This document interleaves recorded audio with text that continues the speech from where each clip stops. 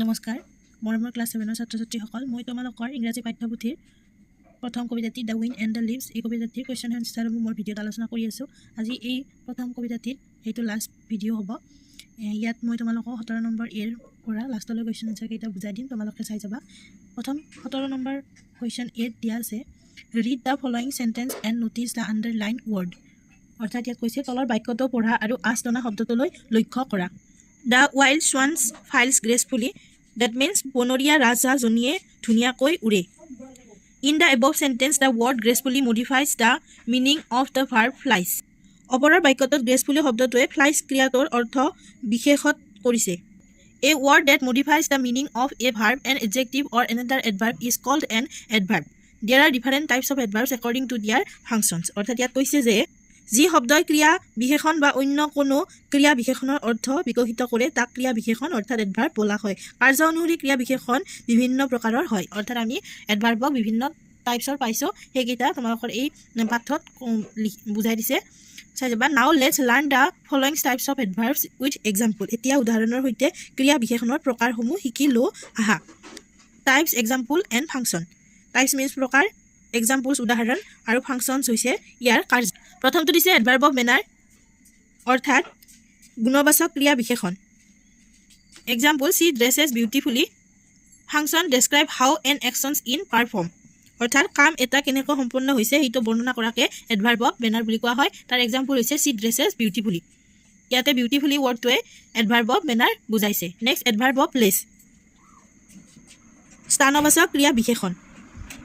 year example I have lived here for about 2 years functions describe when an actions happen অৰ্থাৎ কামটো ক'ত ঘটিছে সেইটো বৰ্ণনা কৰাকে কোৱা হয় এডভাৰ্বছ অফ প্লেচ বুলি কোৱা হয় ইয়াত এক্সাম্পলত দিয়া হিয়াৰটোৱে কি বুজাইছে এডভাৰ্ব অফ প্লেচ বুজাইছে next adverb of time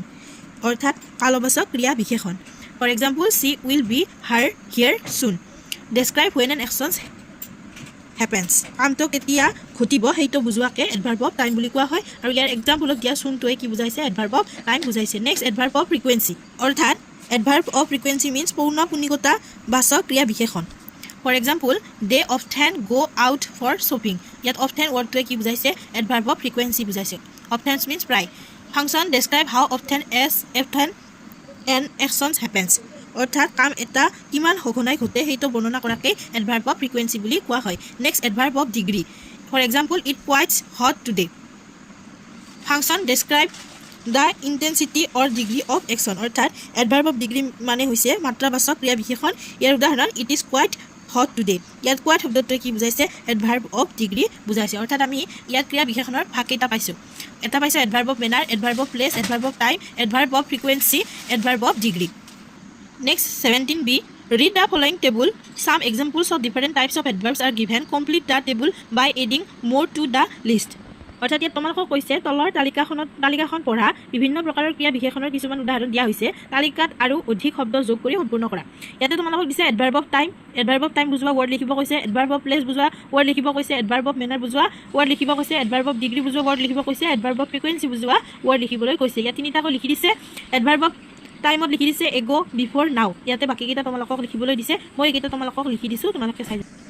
adverb of টাইমত এগো before now today soon yesterday tomorrow next day adverb of প্লেচত লিখিছোঁ down there everywhere here outside inside near by beside adverb of মেনাৰত লিখিছোঁ truly loudly beautifully slowly quickly happily recently shortly etcetera next adverb of ডিগ্ৰীত আমি লিখিছোঁ any almost fully very quite extremely too enough next adverb of ফ্ৰিকুৱেঞ্চিত often once again always sometimes daily and rarely এইকেইটা তোমালোকক ইয়াতে এনেকৈ question answer তোমালোকত আহিব পৰীক্ষাত আহিব যে এডভাৰ্ব অফ টাইমছৰ এক্সাম্পল লিখা এডভাৰ্ব অফ প্লেচৰ এক্সাম্পল লিখা এডভাৰ্ব অফ মেনাৰ্ছৰ এক্সাম্পল লিখা এডভাৰ্ব অফ ডিগ্ৰীৰ এক্সাম্পল লিখা এডভাৰ্ব অফ ফ্ৰিকুৱেঞ্চিৰ এক্সাম্পল লিখা এনেকৈ তোমালোকৰ পৰীক্ষাত আহিব নেক্সট এতিয়া আহা 17c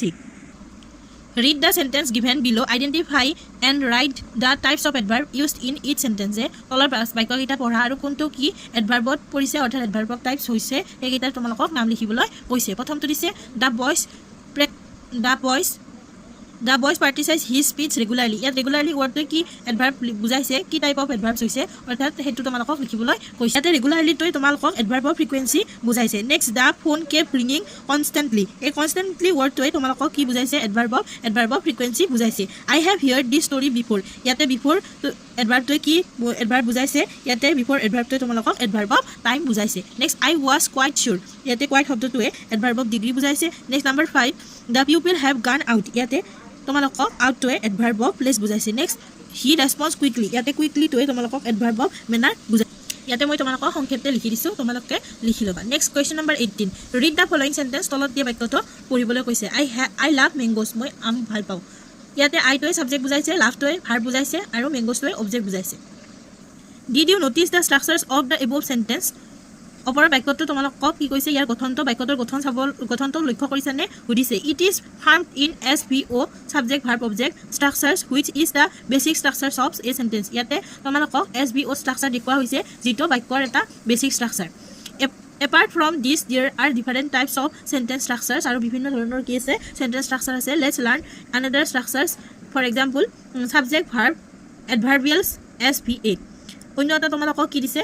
ষ্ট্ৰাকচাৰ দিছে যিটো হৈছে S V A subject verb and adverbials now read and notice the following sentence structure তলৰ মানে কি কৈছে চেণ্টেন্স ষ্ট্ৰাকচাৰকেইটা পঢ়িবলৈ চেণ্টেন্স ষ্ট্ৰাকচাৰত দিয়া বাক্যকেইটা পঢ়িবলৈ কৈছে অৰ্থাৎ এ ভি এ দিয়া বাক্যকেইটা পঢ়িবলৈ দিছে subject verb and adverbial we got late in the evening I will stay in a hotel he drives very carefully in the above sentence the subject is the doors of the actions means karja the verb is the actions word and the adverbial tells us something extra about an actions happening or state as described by the rest of the sentence an adverbial can be one word and adverb a phrase or even a whole clause in sentence late in the evening it is time adverbial sentence 2 in a hotels is place adverbial very carefully sentence 3 is manner adverbial অৰ্থাৎ তোমালোকক যিটো ষ্ট্ৰাকচাৰ্ছৰ বাক্য দিছে subject verb plus এডভাৰ্বিয়েলছ তাৰ example the দিছে আৰু এই example কেইটা কোনটো কি এডভাৰ্বিয়েল হৈছে সেইটো তোমালোকক বুজাই দিছে ইয়াত টাইম প্ৰথমটোই টাইম এডভাৰ্বিয়েল বুজাইছে নেক্সটটো প্লেস এডভাৰ্বিয়েল বুজাইছে নেক্সট 3 নাম্বাৰটো মেনাৰ এডভাৰ্বিয়েল বুজাইছে 18 নম্বৰ বিট তোমালোকক read the following sentence and underline the adverbial phrase তলৰ বাক্যকেইটা পঢ়িবলৈ কৈছে আৰু এডভাৰ্বিয়েল ফ্ৰেজ কেইটা তলত কোনটো এডভাৰ্বিয়েল ফ্ৰেজ বুজাইছে সেইটো তলত মানে আণ্ডাৰলাইন কৰিবলৈ কৈছে আহা এতিয়া মই তোমালোকক কৈ দিছোঁ number 1 the flowers bloom at the break of dawn ইয়াতে ফুলবোৰ ফুলি উঠিল প্ৰভাতৰ আৰম্ভণিতে এই ডনটোৱে ডনছ মিন্স প্ৰভাতৰ আৰম্ভণিতে এই ডনটো হৈছে adverbial phrase next number 2 the cat sat under the old wooden table মেকুৰীটোৱে বহিছিল পুৰণি কাঠৰ টেবুলৰ তলত ইয়াতে ওল্ড উডেন টেবুলটো হৈছে adverbial phrase she crossed the road in a very carefully manner তাই পথ পাৰ কৰিলে অতি সাৱধানভাৱে এ ভেৰি কেয়াৰফুল মেনাৰ্ছটো হৈছে adverbial phrase next number 4 we ran down the hills as fast as we could আমি পাহাৰৰ তললৈ দৌৰিলোঁ যিমানেই সোনকালে পাৰোঁ ইয়াতে উই কুড এইটো হৈছে adverbial phrase next the children are playing in the park ইয়াতে ইন দ্য পাৰ্কটো হৈছে এডভাৰ্বিয়েল ফ্ৰেজ শিশুবোৰ খেলি আছে উদ্যানত I will see you in the morning মই তোমাক লগ পাম পুৱা সময়ত ইন দ্য মৰ্ণিংটো হৈছে এডভাৰ্বিয়েল ফ্ৰেজ তোমালোকক এই প্ৰথম কবিতাটি কুৱেশ্যন এনচাৰবোৰ মই এই ভিডিঅ'টিত সমাপ্ত কৰিলোঁ নেক্সট ভিডিঅ'ত মই তোমালোকক ইয়াৰ লেচনছটোৰ কুৱেশ্যন এনচাৰবোৰ লৈ আহিম তোমালোকে নেক্সট ভিডিঅ'ত কুৱেশ্যন এনচাৰ লগতে ইয়াৰ লেচনছটোৰ এছামিজ ট্ৰেঞ্চলেশ্যন অসমীয়া অনুবাদ চাবলৈ পাৰিবা ধন্যবাদ